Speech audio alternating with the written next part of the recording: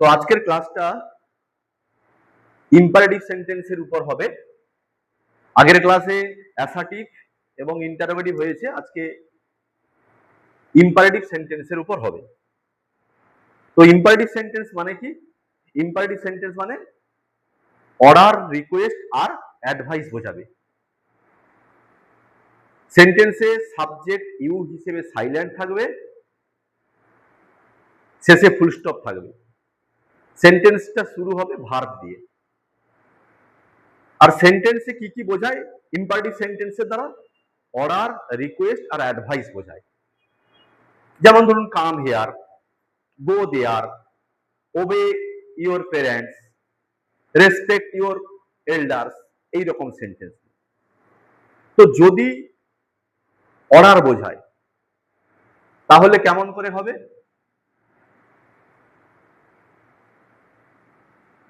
আমি এক্সাম্পল কিছু লিখি।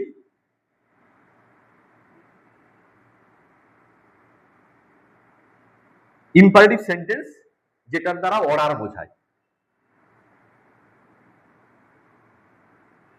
গো দেয়ার, নাউন, এটা অবশ্যই অর্ডার বোঝাচ্ছে। অর্ডার বোঝালে আমরা মিনিংটা দেখে বুঝতে পারবো এক্ষুনি সেখানে যাও, এখনই সেখানে যাও, তার মানে অবশ্যই এটাকে অর্ডার দেওয়াই বোঝাচ্ছে। আর অর্ডার দেওয়া বোঝালে আমরা কি করব? অর্ডার দেওয়া বোঝালে দুরকম ভাবে করতে পারি। ইউ আর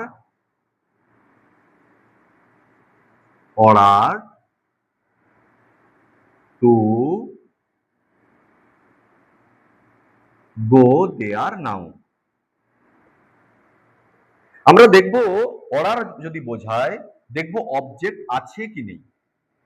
অবজেক্ট যদি না থাকে তাহলে ইউ আর অর্ডার টু, তারপরে মেন ভার্ব। যদি নট থাকে, suppose do not go there now, suppose আছে, তার মানে you are order not to go there now. তাহলে নট থাকলে নট টু। তাহলে অর্ডার বোঝালে দুটো কথা ভাবতে বললাম। এক হচ্ছে যদি অবজেক্ট না থাকে তাহলে ইউ আর অর্ডার টু, আর যদি অবজেক্ট থাকে তাহলে কি হবে? হ্যাঁ, তাহলে কি হবে এবার দেখো। যদি অবজেক্ট থাকে, ধরুন অবজেক্ট আছে, আমি এরকম একটা সেন্টেন্স লিখছি,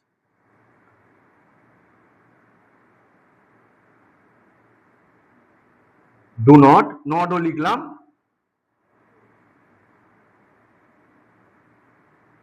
টাচ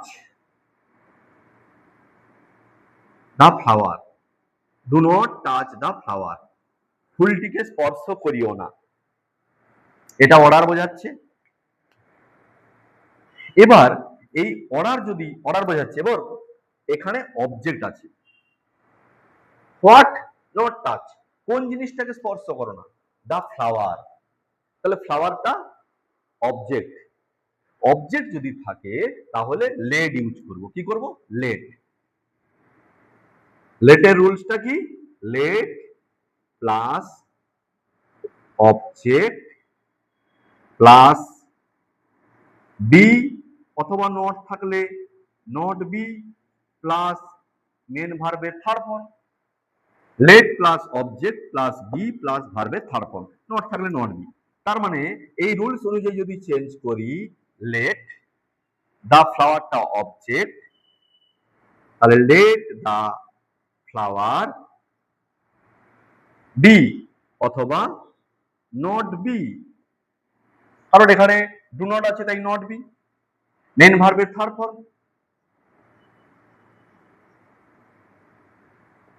তাহলে যদি অর্ডার বোঝায় তাহলে দুটো জিনিস ফলো করতে হবে, অবজেক্ট আছে কি নেই।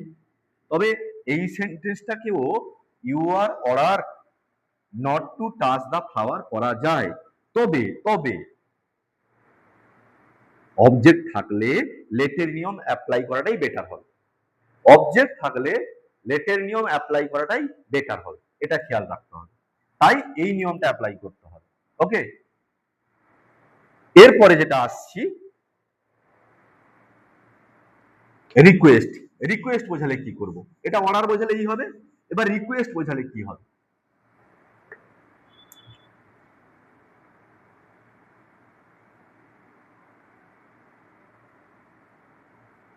রিকোয়েস্ট বোঝালে কি হবে, সব ক্ষেত্রেই you are requested to, not থাকলে you are requested not to. Please give me a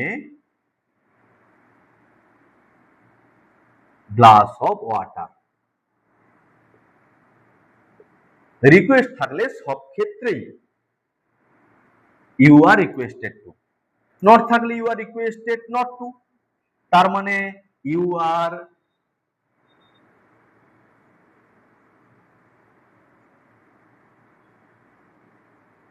requested to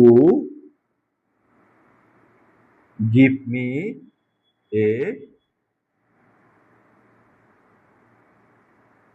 glass of water। তাহলে কি বললাম, প্লিজ থাকা মানে যদি রিকোয়েস্ট বোঝায় সেন্টেন্সের দ্বারা, অবশ্যই সব জায়গায় ইউ আর রিকোয়েস্টেড টু। যেরকম অর্ডার থাকলে বললাম অবজেক্ট থাকলে লেটের রুলস, অবজেক্ট না থাকলে ইউ আর অর্ডার টু। ঠিক একইভাবে রিকোয়েস্ট বোঝালে কিন্তু একটাই রুলস, ইউ আর রিকোয়েস্টেড টু। আরেকটা কি, আরেকটা হচ্ছে অ্যাডভাইস। যদি অ্যাডভাইস বোঝায় তখন তাহলে কেমন করে করব, এবার দেখি।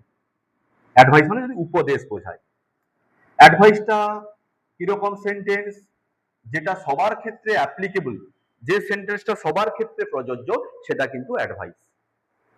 যেমন ওবে ইওর টিচার্স, তাহলে সে তার শিক্ষককে মানবে, আমি মানবো না, এটা তো হতে পারে না, এটা সবার ক্ষেত্রেই প্রযোজ্য। বড়দের সম্মান করা সবার ক্ষেত্রে প্রযোজ্য। ওবে দ্য ট্রাফিক রুলস সবার ক্ষেত্রেই প্রযোজ্য। আমি মানবো, তিনি মানবেন না, কি তিনি মানবেন আমি মানবো না, এটা হতে পারে না। তাহলে যেটা সবার ক্ষেত্রে প্রযোজ্য সেটা হচ্ছে অ্যাডভাইস। অ্যাডভাইস বোঝালে কি হবে, ওবে দ্য ট্রাফিক রুলস। এবার অ্যাডভাইস বোঝালে দেখবো অবজেক্ট আছে কি নেই। ওবে দ্য ট্রাফিক রুলস, ট্রাফিক নিয়ম মেনে চলুন। কি মেনে চলুন বা কি মেনে চলো, ট্রাফিক নিয়ম। তাই ট্রাফিক রুলসটা কিন্তু অবজেক্ট। অবজেক্ট থাকলে, অ্যাডভাইসে অবজেক্ট থাকলে শুড বি নিয়ম অ্যাপ্লাই হয়। কিরকম, কি শুড বি নিয়ম, object plus should be plus ভার্বের থার্ড ফর্ম। তার মানে ট্রাফিক রুলসটা আগে যাবে, দ্য ট্রাফিক রুলস